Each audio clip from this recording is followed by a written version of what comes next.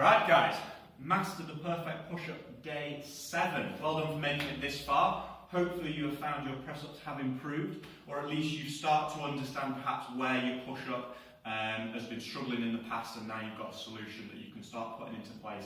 And over the next few weeks and even months, sometimes these things do take time, you can really bring that press-up along and be doing press-ups, all by yourself, repping them out and showing us what you've got. So I thought I'd finish this series, day 7, with showing you some press-up variations, because while I know some of you are starting out on your press-up journey, some of you have been doing press-ups for ages now, and you're thinking, well, if I can already do a perfect press-up, what's next? Where do I go? So I'm going to show you some different ones. You're going to get to see me do some work for a change.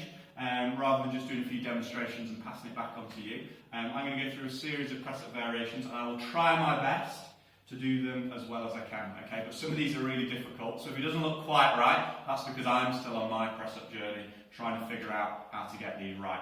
Okay, so, a really good one I like to start with is the one-legged press-up. Okay, so that's one leg in the air, going for your press-ups.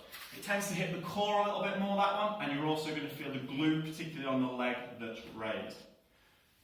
Then we can start playing around with hand positions. So if you've got your regular press-up position where your hands are underneath your shoulders, like that, we can take it wider. So this, you'll probably feel in your chest a little bit more. It will put some more strain through the shoulders, so I always urge anyone with a history of a shoulder injury or a shoulder complaint to just take it a little bit steady on that one. We can go the other way, which is a close grip press up. Now the closer you bring your hands, generally the harder it is. So tend to start with just slightly narrower than normal. The elbows will want to come in closer together. You can even go as far as bringing the hands right together, like this. Or move into what we call a diamond press up, which is when the hands do this.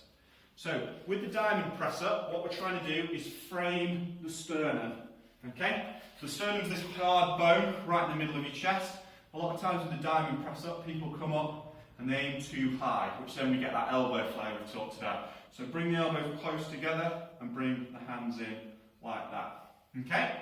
Right, now it gets interesting. So, let me see if I can do these ones. We're going to do a slider press up now. This one's got loads of different names, but that's how I know it. What we're going to do is we're going to go down to the left hand, slide across and push back up. Okay? So this is one of the first ones we'll practice when we're trying to overload one side or the other. So, hands as normal, come down to one side, slide across, and then push yourself away. Okay? So, you might find one of the sides a lot stronger than the other, absolutely fine. Just see how you go.